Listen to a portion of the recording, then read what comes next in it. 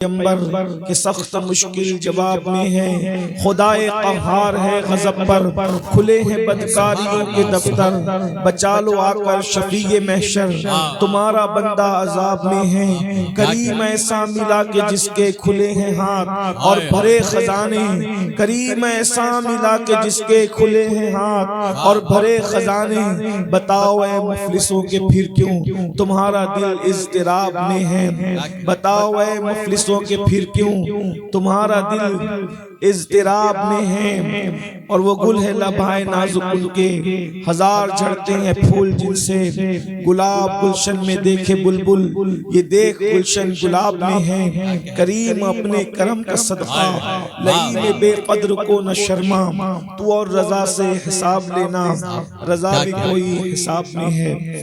آج کی یہ محفل عرس مخدومی کے حوالے سے منعقد ہے، اور یہ وقت ایسا نہیں کہ کوئی تفصیلی گفتگو کی جائے، میں صرف اپنی حاضری درج کرانے کے لیے آیا ہوں، اور کوئی تمہید اور کوئی تقریر کی بجائے ایک مختصر سا پیغام دے کر رخصت ہونا چاہتا ہوں، کیونکہ مجھے خود بھی ایک طویل سفر پر جانا ہے، اور وہاں جہاں میں نے اصل وعدہ کیا تھا وہاں پہنچنا ہے۔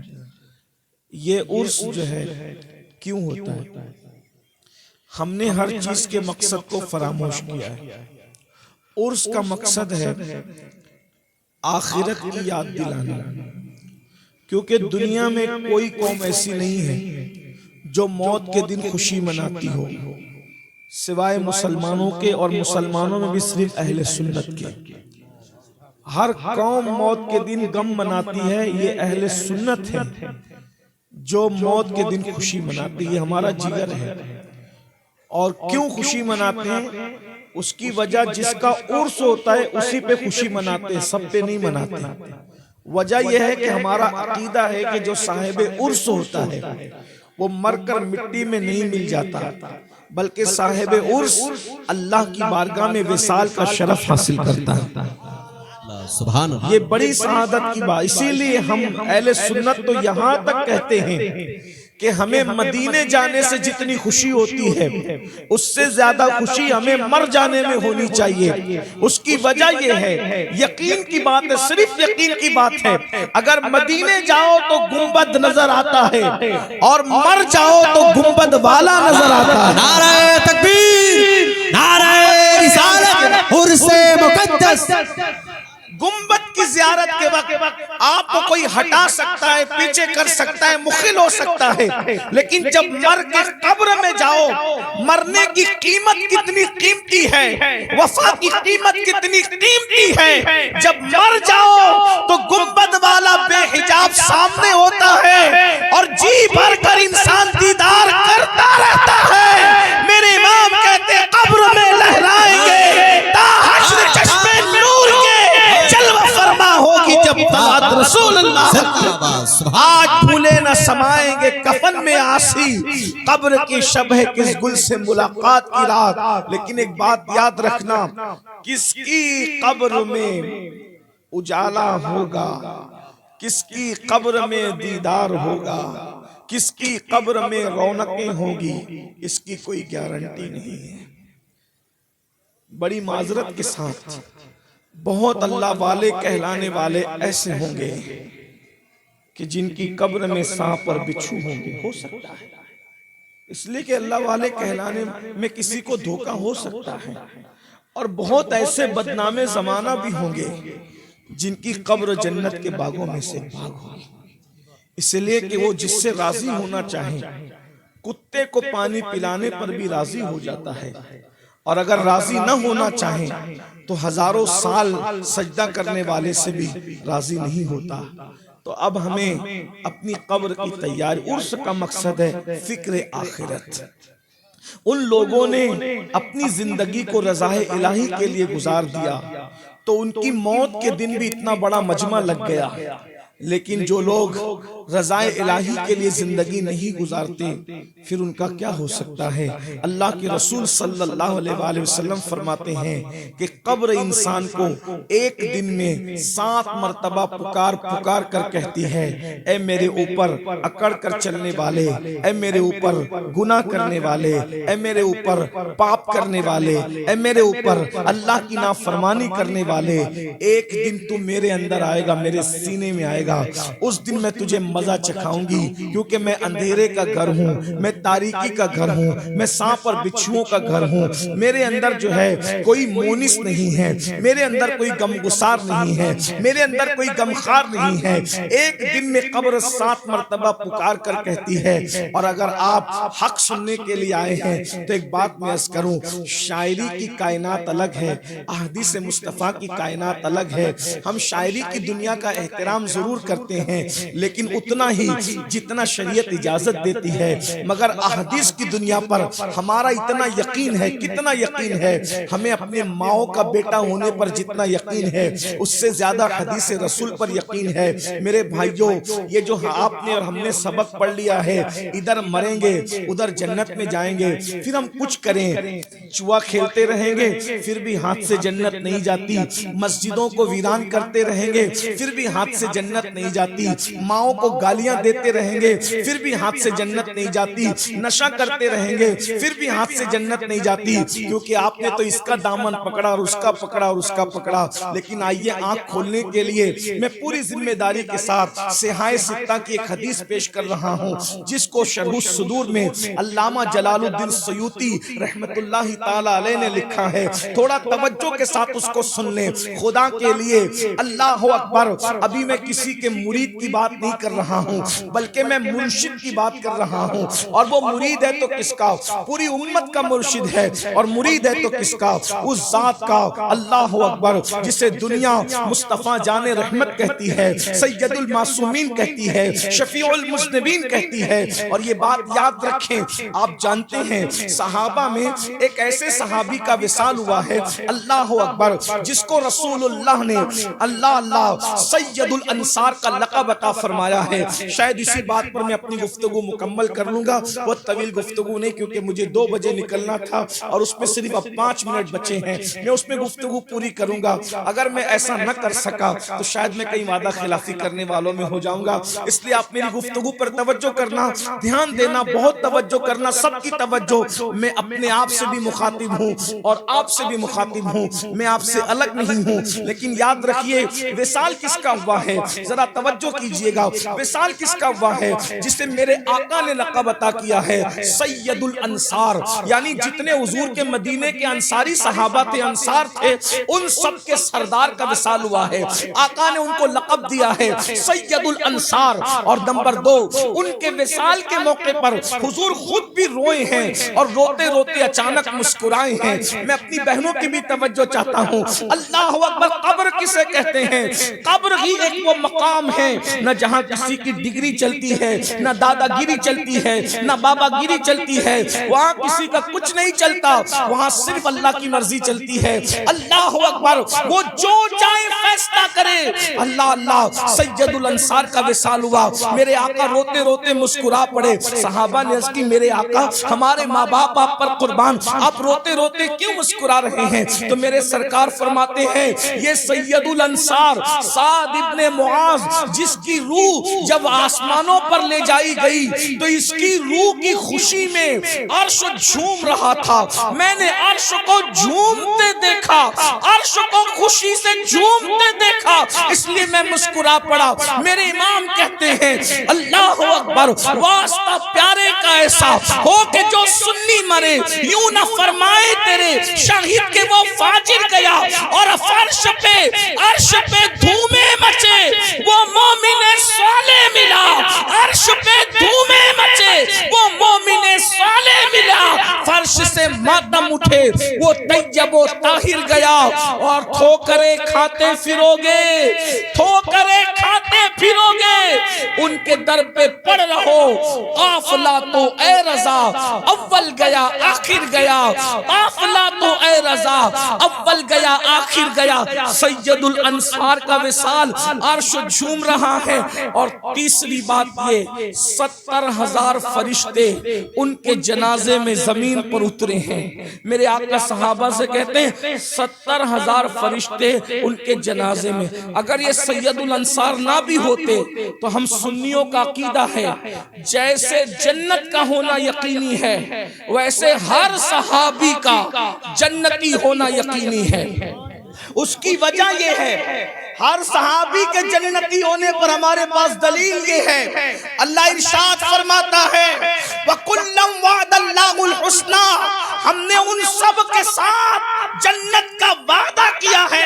حسنہ سے مراد جنت ہے، تو جیسے جنت کا ہونا یقینی ہے ہر صحابی کا جنتی ہونا یقینی ہے۔ اور اگر کسی کو بات ہضم نہیں ہوتی تو ایک بات کہتا ہوں، کیا یہ حدیث بھول گئے جس کے دل میں رائی کے دانے کے برابر ایمان ہوگا وہ بھی جنت میں جائے گا؟ تو جس نے مصطفیٰ جان رحمت کا آنکھوں سے دیدار کیا ہے، اگر وہ جنت میں نہ جائے گے تو جنت میں کون؟ نعرہ تکبیر، نعرہ رسالت، نعرہ رسالت۔ جس مسلمان نے دیکھا انہیں ایک نظر، اس نظر کی بصارت پہ لاکھوں سلام، خدا ان کو کس پیار سے دیکھتا ہے۔ میں نے امام کے شعر پہ تھوڑی سی توجہ کی، غور کیا کہ اللہ ان آنکھوں کو بھی پیار سے دیکھتا ہے جو آنکھیں حضور کو دیکھتی ہیں۔ میں نے سوچا اللہ کیوں دیکھنے لگا ان آنکھوں کو پیار سے، وہ کیوں دیکھتا ہے؟ تو مجھے خیال آیا جب کوئی کسی کو دیکھتا ہے تو اس وقت تک انسان دکھتا نہیں یا چیز دکھتی نہیں جب تک کہ اس کا عکس ہماری آنکھ کی پتلی میں نہ بنے۔ جب آنکھ کی پتلی میں عکس بنتا ہے تو سامنے کی چیز نظر آتی ہے۔ اللہ محبوب سے پیار کتنا کرتا ہے، محبوب کے چہرے کو بھی دیکھتا ہے، لیکن جس کی آنکھ کی پتلی میں محبوب کے چہرے کی تصویر بن جاتی ہے، خدا ان آنکھوں کو بھی پیار سے دیکھتا ہے۔ میرے امام نے کیا نقشہ کھینچا ہے، خدا ان کو کس پیار سے دیکھتا ہے جو آنکھیں ہیں محوے لقائے محبت۔ خدا ان کو کس پیار سے دیکھتا ہے جو آنکھیں ہیں محوے لقائے محمد۔ اور جن آنکھوں کو خدا پیار سے دیکھے پھر وہ آنکھیں جہنم میں کیسے جل سکتی؟ اس لیے جہنمیوں کو اپنی اصلاح کر لینی چاہیے، جو صحابہ پر بک بک کر کے کہیں سے وفاداری کا سرٹیفکیٹ حاصل کرنے کی کوشش کرتے ہیں۔ یاد رکھنا، ایران کی وفاداریاں کسی کو جنت میں نہیں لے جا سکتی۔ اگر وفا لے کر جائے گی تو مصطفیٰ جان رحمت کی وفا جنت میں لے کے جائے گی۔ اور نبی کا سچا وفادار وہی ہے جو اہل البیت کا بھی ادب کرتا ہو اور صحابہ کا بھی ادب کرتا ہو۔ اور وہ سچا مسلک اہل سنت کا ہے بیڑا پار، اصحاب حضور نجم ہے اور ناؤ ہے عطرت رسول اللہ کی، اصحاب نجوم رہنما ہے کشتی ہے آل مصطفیٰ۔ عرض کر رہا تھا، توجہ کریں، میں نے وضاحت کر دی کہ ہر صحابی رسول اللہ کا جنتی ہمارے سنیوں کے عقیدے میں، دوسروں کی بات میں نہیں کرتا، کیونکہ مجمع سنیوں کا، جلسہ سنیوں کا، عرس سنیوں کا، بیٹھے سنی ہیں، دوسرے غیر ضروریوں کا ذکر ابھی میں نہیں کرتا۔ لیکن آپ کی توجہ میری طرف ہے تو میں بات کرنے لگا ہوں۔ کیا سید الانصار کا وصال ہوا، عرش جس کے وصال پہ جھوما، 70,000 فرشتے آسمان سے زمین پہ آئے جس کے جنازے میں شرکت کے لیے۔ مجھے اس پہ اس لیے تعجب نہیں کہ اس سے بڑی فضیلت ان کو حاصل ہے، فرشتوں کا آنا بھی بڑی بات ہے، لیکن اس سے بڑی بات یہ ہے کہ ان کے جنازے میں حضور خود بھی چل رہے ہیں۔ جانے ملائکہ جس کے، جانے کائنات جس کے جنازے میں آ جائیں، اب بتائیں اس سے بڑا خوش نصیب کون ہو سکتا ہے؟ لیکن سنیو یہی عبرت کی بات ہے، جن کے رتبے ہیں سوا ان کو سوا مشکل ہے.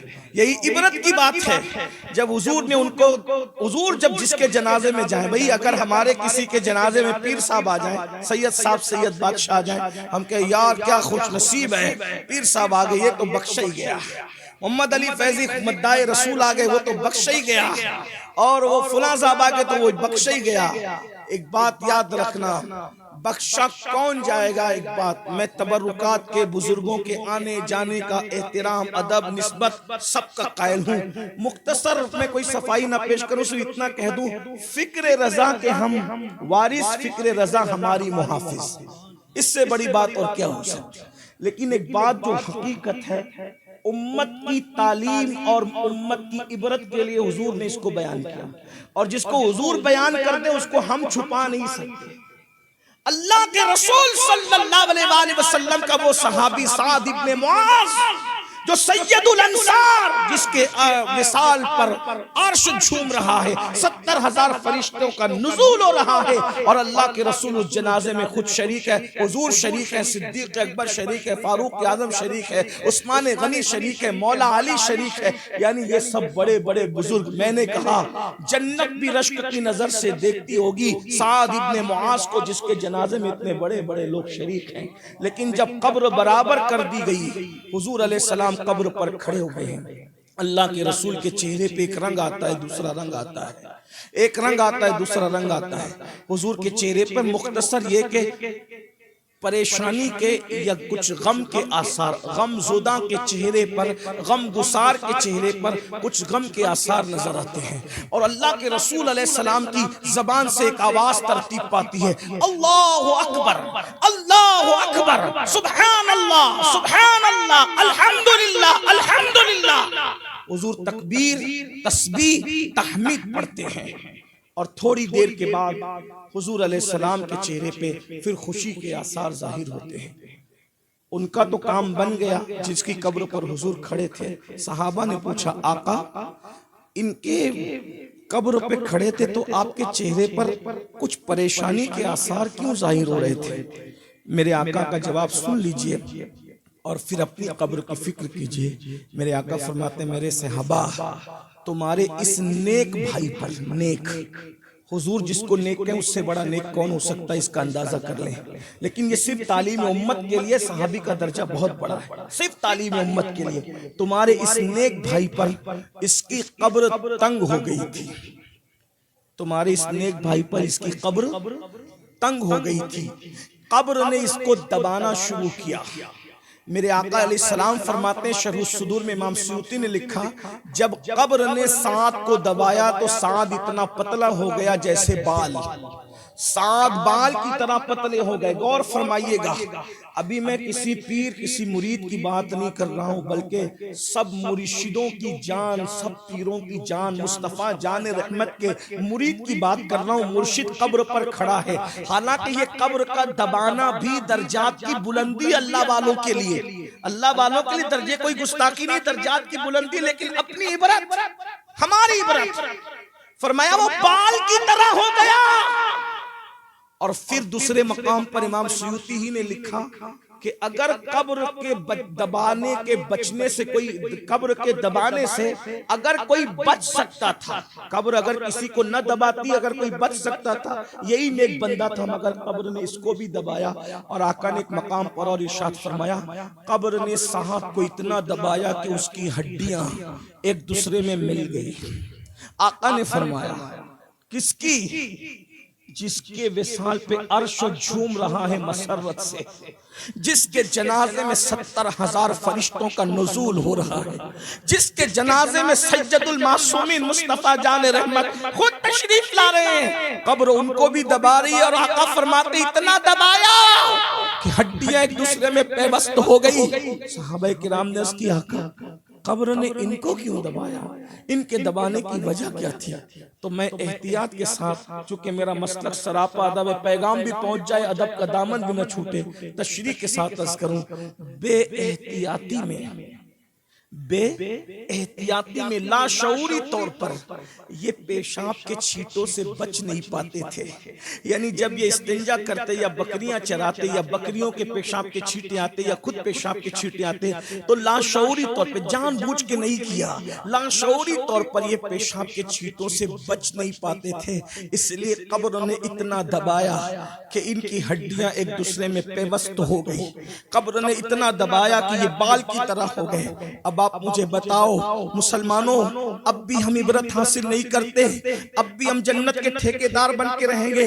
ارے صحابی رسول، ان کی مرتبے تو بہت بڑے، وہ جنتی لوگ ہیں، حضور کے یار ہیں، یقینی جنتی ہے وہ لوگ. اگر لاشعوری طور پہ پیشاب کے چھینٹے سے نہ بچے تو قبر ان کو دبا رہی ہے. ایک مقام پر آقا نے فرمایا قبر کے دبانے کی آواز انسان اور جنات کے علاوہ ساری مخلوق نے سنا. مصنف ابن عبد الرزاق میں ہے. صحابہ باتیں کرتے تھے حضور کی اس سے سخت حدیث ہم نے نہیں سنی. ایسا شخص بھی قبر میں دبایا جائے گا. اب مجھے بتاؤ، جب ایسی ہستی قبر میں دبائی جا رہی ہے صرف اس وجہ سے کہ پیشاب کے چھینٹوں سے لاشعوری طور پہ نہ بچ سکے تو قبر میں یوں دبایا جا رہا ہے، حالانکہ عذاب کے طور پہ نہیں، سزا کے طور پہ نہیں، درجات کی بلندی کے طور پہ، محبتوں کے طور پہ، شفقتوں کے طور پر، اللہ اکبر، اس عمل کے کفارے کے طور پہ. جب پیشاب کے چھینٹے سے نہ بچے تو یوں دبایا جاتا ہے مقبول بندہ قبر میں. تو جو زنا کے اڈوں کو آباد کرتے ہیں قبر میں ان کا کیا حال ہوگا؟ جو جوا کھیلتے ہیں قبر میں ان کا کیا حال ہوگا؟ جو عورتوں پر پاک کی نظریں ڈالتے ہیں قبر میں ان کا کیا حال ہوگا؟ جو عورتیں بے پردہ گھوم کر مردوں کے سامنے حسن کی نمائش کرتی ہے ان عورتوں کا کیا حال ہوگا؟ جو حرام لقمہ کھاتے ہیں، سود کھاتے ہیں قبر میں ان کا کیا حال ہوگا؟ بڑی معذرت کے ساتھ غور کیجئے گا، اس حدیث پہ غور کیجئے گا. ایک حدیث اور اس سے بڑی سن لے. کسی نے عرض کی یا رسول اللہ قبر سب کو دباتی ہے؟ فرمایا ہاں ایک خاتون ہے اس کو نہیں دبایا، باقی قبر سب کو دباتی ہے. کہا وہ کون ہے؟ کہا وہ میری ماں ہے فاطمہ بنت اسد. یہ مولا علی کی امی ہے، حضور علیہ السلام کی چچی ہے. حضور ان کو چچی نہیں کہتے تھے بلکہ ماں کہتے تھے. یہ میری ماں ہے، میری ماں آمنہ کے بعد میری ماں ہے، اس نے مجھے پالا بیٹے کی طرح. کہا میری ماں فاطمہ بنت اسد کو قبر نے نہیں دبایا، باقی سب کو دبائے گی اور سب کو دباتی ہے. تو صحابہ نے عرض کی حضور آپ کے بیٹے قاسم کو بھی قبر نے دبایا کیا؟ غور کیجئے گا. اگر آپ حدیث پر ایمان لائے ہیں اور اپنی قبر کا خیال ہے تو تھوڑا سا غور کر لیں. بہت پاپی ہو گئے، بہت مجرمی، غیبت، چغلی، حسد، پوری زندگی فجر میں مسجد نہیں جاتے. نبی کے بیٹے قاسم، سگے بیٹے قاسم. کہا حضور آپ کے بیٹے قاسم کو بھی قبر نے دبایا کیا؟ آقا نے فرمایا قاسم تو عمر میں بڑے ہو گئے تھے، ان سے چھوٹے بیٹے جس نے بہت چھوٹی عمر میں وصال پایا، دودھ پیتی عمر میں، جسے دنیا ابراہیم بن محمد کہتے ہیں، اس کو بھی قبر نے دبایا. میرے اس بیٹے کو بھی قبر نے دبایا، وہ بھی قبر کے دبانے سے محفوظ نہ رہا، اس کو بھی قبر نے دبایا. قبر نے اس کو، غور کیجئے، حضور کا سگا بیٹا ہے. ابھی نہ کسی پیر کی بات ہو رہی نہ کسی مرید کی بات ہو رہی. مسلمانوں ہم کہاں ہیں؟ ہم نے آخرت کی فکر ہی چھوڑ دی. آسان نہیں ہے قبر. یہ جو اچھل کود ہے داڑیاں منڈانے کے بعد بھی، حرام کام کرنے کے بعد، جنت ہاتھ سے نہیں جا رہی. پورے پاپ کرو، جرائم کرو، شراب پیو، موبائل کے اندر گندی فلمیں دیکھو اور قبر میں حضور آئیں گے. میرے بھائی حضور کے بیٹے کی بات ہو رہی ہے، شہزادے کی بات. فرمایا کہ اگر حضور کے بعد کوئی نبی ہوتا ہے، ایک روایت تو وہ جو ہم بہت مشہور سنتے ہیں کہ فاروق اعظم ہوتے لا نبی آبادی ہے، یہ بھی فرمایا قاسم اور ابراہیم اگر حیات ہوتے اور بڑی عمر کو پہنچتے تو وہ نبی ہوتے، لیکن ختم نبوت تھی اس لیے بچپنے میں ان کا وصال. یہ حضور کے شہزادے ہیں. البتہ اب اس کی تشریح اختتام پہ اتنا سن لو تاکہ آپ الجھ نہ جائیں. سیدہ عائشہ صدیقہ نے کہا یا رسول اللہ صلی اللہ علیہ وآلہ وسلم قبر سب کو دباتی ہے. جس دن سے میں نے سنا مجھے کچھ اچھا نہیں لگتا. فرمایا عائشہ دباتی تو سب کو ہے، سب کو دباتی ہے، لیکن جس سے اللہ ناراض ہوتا ہے اس کو ایسے دباتی ہے کہ اس کی ہڈیاں پسلیاں توڑ دیتی ہے اور ایک پسلی دوسرے میں گھس جائے. لیکن اللہ جس سے راضی ہوتا ہے اس کو بھی دباتی ہے، مگر ایسے دباتی ہے جیسے کوئی ماں برسوں سے بچھڑے ہوئے بچے کو اپنے سینے سے لگا کر کے وما علینا الا البلاغ. السلام.